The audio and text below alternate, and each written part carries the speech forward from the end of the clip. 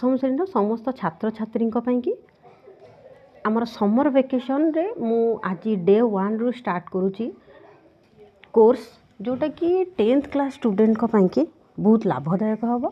प्रथम आम summer vacation holiday homework करवा जोटा कि 2026 रे प्रत्येक स्कूल प्रत्येक गवर्नमेंट स्कूल रे पिला मानकु प्रदान करा जायछि। प्रथम आम हॉलिडे होमवर्क सारीदबा सब गुड़ाक पार्ट 1 पार्ट 2 करके आम एमती सारिबा तापर आम नेक्स्ट गोटे गोटे कि क्लास मु करेबी 10th क्लास स्टूडेंट ओनली। देख पिला माने प्रथम क्वेश्चन अच्छी वंदे उत्कल जननी कवितार कवि किभली उत्कल जननीर प्रशंसार विभोर होइछन्ति लेख। प्रथम प्रश्न गुड़ाक कहीदे तापर आम आंसर को जीवा। तापर 2 रे अच्छी कांत कवि लक्ष्मीकांत महापात्रंकर साहित्य कृति गुड़िक विषय लेख। 3 प्रश्न अच्छी गोटे रचना लिखा आम जोटा कि सड़क सुरक्षा किपरि लेखिबा भी दिया जाइए उपक्रम आम लिखा। तापर सड़क दुर्घटनार कारण लिखा दुर्घटनार निराकरण तार उपाय सचेतनता कि कौन पदक्षेप नेबा तापर उपसंहार यही भाव में आम रचनाटी को लिखा।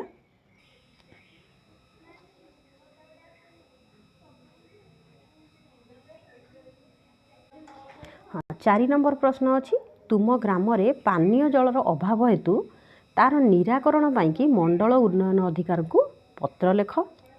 5 नंबर प्रश्न अच्छी वाक्य व्याकरण बहिर वाक्य विचार प्रथम विषय तुम अच्छी वाक्य विचार यही पाठर समस्त प्रश्नर उत्तर लेख। या नेक्स्ट पार्ट रे माने व्याकरण बहिर जो वाक्य विचार विषयटी अच्छी से विषयटा को बुझेदेवी आउ प्लस 15 रु अधिका प्रश्न अच्छी से प्रश्न सबू जाक आम करदे एटा हॉलिडे होमवर्क रे जीवो। तापर 6 नंबर अच्छी ओडिशार 6 जन कविंकर नाम लेख सेमानंक द्वारा लिखित साहित्य कृति गुड़ी को लेकिन कौन कौन से माने लिखिचंती से कवि माने सेगुड़ी को लेकिन गोटे सारणी प्रस्तुत करवा अर्थात कौन कौन से लिखिचंती। ताहले उत्तर को आमे जीवा।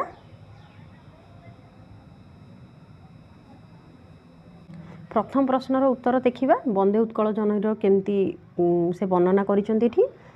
तो कांत कवि लक्ष्मीकांत महापात्रंक रचित वंदे उत्कल जननी किए लिखिछंती ना कांत कवि लक्ष्मीकांत महापात्र तांकर रचित ई वंदे उत्कल जननी गोटे कालजयी देशात्मबोध संगीत।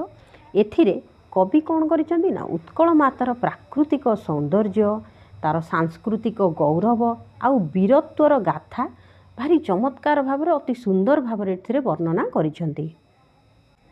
कविंक मतरे उत्कल जननी पवित्र पयोधी बारी बा पयोधी है कौन समुद्र पयोधी बारी बा समुद्र जल धौत ताक शरीर ताल तमाल वृक्षर शोभारे शोभित नील पर्वतमाला तरंग सदृश तांक देहरे सज्जित होइकी रहिछि।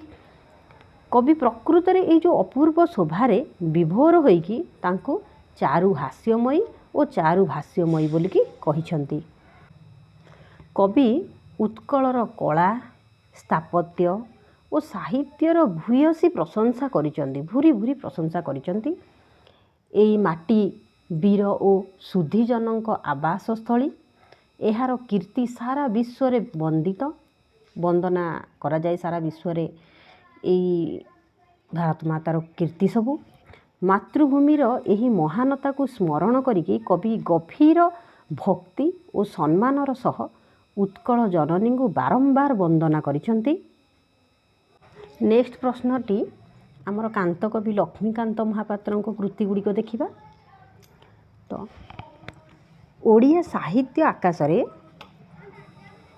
कांत कवि लक्ष्मीकांत महापात्र गोटे उज्जवल नक्षत्र सदृश तांकर साहित्य कृति ओडिया भाषा को अति समृद्ध करिछि।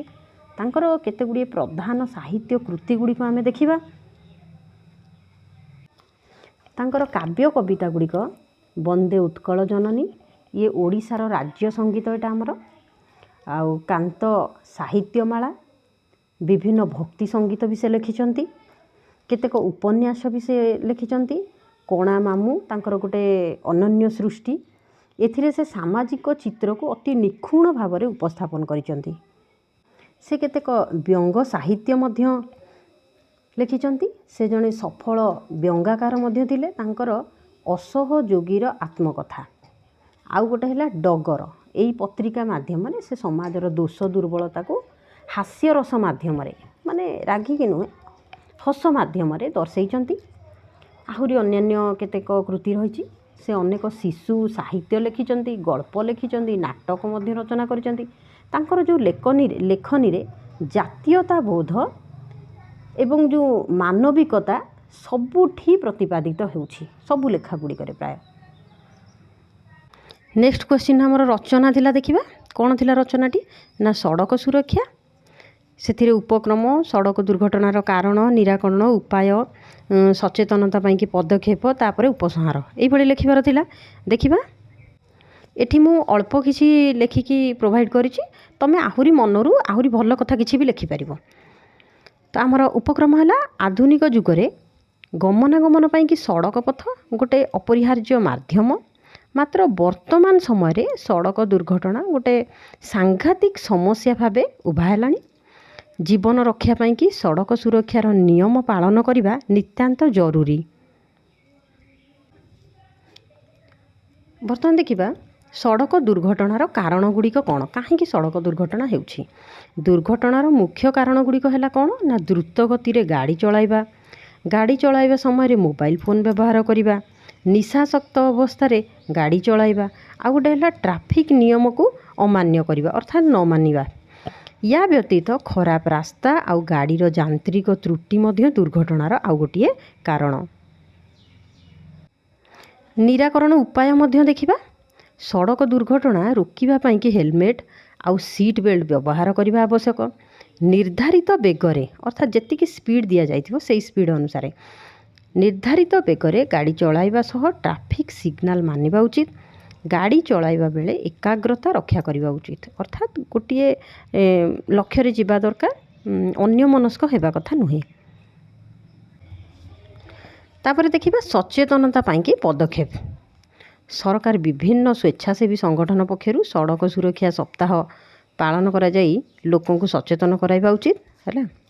ସ୍ୱେଚ୍ଛାସେବୀ ସଂଗଠନ ମାନେ ବି ଏଗୁଡ଼ା ସବୁ କରୁଛନ୍ତି, ସରକାରଙ୍କ ତରଫରୁ ବି ଏଗୁଡ଼ିକ କରାଯାଉଛି। ବିଦ୍ୟାଳୟ ସ୍ତରରୁ ପିଲାମାନଙ୍କୁ ସଡ଼କ ନିୟମ ବିଷୟରେ ଶିକ୍ଷା ଦେବା ଆବଶ୍ୟକ। ଜୀବନ ଅମୂଲ୍ୟ, ଏହି ବାର୍ତ୍ତା ସମସ୍ତଙ୍କ ପାଖରେ ପହଞ୍ଚିବା ଦରକାର। ଶେଷରେ ଆମେ ଉପସଂହାର ଦେଖିବା। ସଡ଼କ ସୁରକ୍ଷା କେବଳ କାଗଜପତ୍ରର ନିୟମ ନୁହେଁ, ଇଏ ଗୋଟେ ଜୀବନ ରକ୍ଷାକାରୀ କବଚ। ଆମେ ସତର୍କ ରହିଲେ ଦୁର୍ଘଟଣାମୁକ୍ତ ସମାଜ ଗଠନ ହୋଇପାରିବ। ସତର୍କତା ଅବଲମ୍ବନ କରନ୍ତୁ ଆଉ ନିରାପଦରେ ରୁହନ୍ତୁ। ଆଉ ଗୋଟିଏ ପ୍ରଶ୍ନ ଦେଖିବା କ'ଣ ନା ପାନୀୟ ଜଳର ଅଭାବ ପାଇଁକି ମଣ୍ଡଳ ଉନ୍ନୟନ ଅଧିକାରୀଙ୍କୁ ପତ୍ର। ଆମେ ଏଇଭଳି ଲେଖିବା।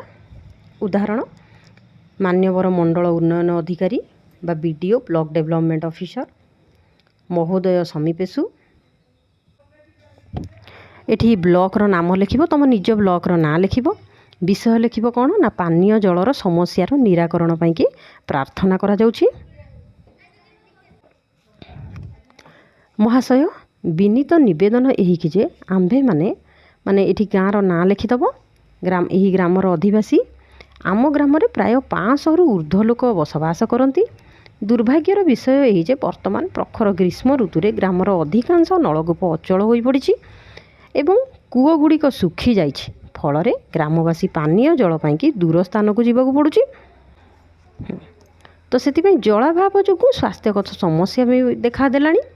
ଅତଏବ ଆପଣ ସଦୟ ହୋଇକି ଆମ ଗ୍ରାମରେ ନୂତନ ନଳକୂପ ଖନନ କିମ୍ବା ପାଇପ୍ ଯୋଗେ ଜଳ ଯୋଗାଣର ବ୍ୟବସ୍ଥା କଲେ ଆମ୍ଭେମାନେ ଆପଣଙ୍କ ନିକଟରେ ଚିରକୃତଜ୍ଞ ରହିବୁ। ଶେଷରେ ଲେଖିବେ ଇତି ଆପଣଙ୍କ ବିଶ୍ୱସ୍ତ। ଏଠି ତୁମମାନଙ୍କ ନାଁ ସବୁ ଲେଖିଦେବ, ଯେଉଁମାନେ ଗ୍ରାମବାସୀଙ୍କ ନାଁ କେତେ ଜଣଙ୍କର ଲେଖିଦେବ ଗ୍ରାମବାସୀଙ୍କ ପକ୍ଷରୁ। ତାପରେ ତାରିଖ ଦେଇଦେବ, ଯେଉଁଟାକି ତୁମେ ଯେଉଁଦିନ ଲେଖିବ, ଯେଉଁଦିନ ପତ୍ରଟି ଲେଖିବ ସେଇ ଦିନର ତାରିଖଟି ଦେଇଦେବ। 5 ନମ୍ବର ପ୍ରଶ୍ନର ଉତ୍ତର ଆମେ ନେକ୍ସଟ ଆଉଥରେ କରିବା, ଯେଉଁଟାକି ମୁଁ ଭଲ ଭାବରେ ବିଷୟକୁ ବୁଝେଇବି, ତା ସହିତ ପ୍ରଶ୍ନ ଉତ୍ତର କରାଇବି ହେଲା। ବର୍ତ୍ତମାନ ଲାଷ୍ଟ କ୍ୱେଶ୍ଚିନ୍ର ଆନ୍ସର କରିବା। କ'ଣ ଥିଲା ନା କବିଙ୍କ ନାଁ ଏଠି ଦିଆଯାଇଛି, କୁହାଯାଇଥିଲା ଆମେ ତାକୁ ଗୋଟେ ସାରଣୀ ଭଳିଆ କରିବା। ଏଠି ସାରଣୀ ଭଳିଆ ମୁଁ କରିଦେଇଛି। 5 ଜଣ କବିଙ୍କ ନାଁ ଆଉ ତାଙ୍କର କୃତି ଗୁଡ଼ିକ। ତ ଆଦିକବି ସାରଳା ଦାସ, ତାଙ୍କର କୃତି ଗୁଡ଼ିକ କ'ଣ ସେ ଲେଖିଛନ୍ତି ନା ମହାଭାରତ, ଚଣ୍ଡୀପୁରାଣ, ବିଲଙ୍କା ରାମାୟଣ ଏସବୁ ଲେଖିଛନ୍ତି। ଅତିବଡ଼ି ଜଗନ୍ନାଥ ଦାସ ଲେଖିଛନ୍ତି ଓଡ଼ିଆ ଭାଗବତ। କବି ସମ୍ରାଟ ଉପେନ୍ଦ୍ର ଭଞ୍ଜ ଲେଖିଛନ୍ତି ବୈଦେହୀଶ ବିଳାସ, ଲାବଣ୍ୟବତୀ ଆଉ କୋଟି ବ୍ରହ୍ମାଣ୍ଡ ସୁନ୍ଦରୀ। ଭକ୍ତ କବି ମଧୁସୂଦନ ରାଓ କୁସୁମାଞ୍ଜଳି ଲେଖିଛନ୍ତି। ଉତ୍କଳ ଗାଥା ଆଉ ବର୍ଣ୍ଣବୋଧ ବହିଟି ବି ଆମର ଲେଖିଛନ୍ତି। ମଧୁସୂଦନ ରାଓ ମନେ ରଖିବ। ତାପରେ ସ୍ୱଭାବ କବି ଗଙ୍ଗାଧର ମେହେର, ସେ ଲେଖିଛନ୍ତି କ'ଣ ନା ତପସ୍ୱିନୀ, ପ୍ରଣୟବଲ୍ଲରୀ ଆଉ କୀଚକବଧ। ଏକ୍ସଟ୍ରା ଆଉ ଜଣଙ୍କର ଲେଖିଦେଇଛି କ'ଣ ନା ପଲ୍ଲୀ କବି ନନ୍ଦକିଶୋର ବଳ, ସେ ନିର୍ଝରିଣୀ ଲେଖିଛନ୍ତି। ପଲ୍ଲୀଚିତ୍ର ଆଉ ବସନ୍ତ କୋକିଳ ଲେଖିଛନ୍ତି। ନେକ୍ସଟ କ୍ଲାସ୍ରେ ଆମେ ପୁଣି ବାକ୍ୟ ବିଚାର ବିଷୟକୁ ପଢ଼ିବା ଆଉ ତା'ର ସବୁତିକ ପ୍ରଶ୍ନ ଉତ୍ତର କରିବା।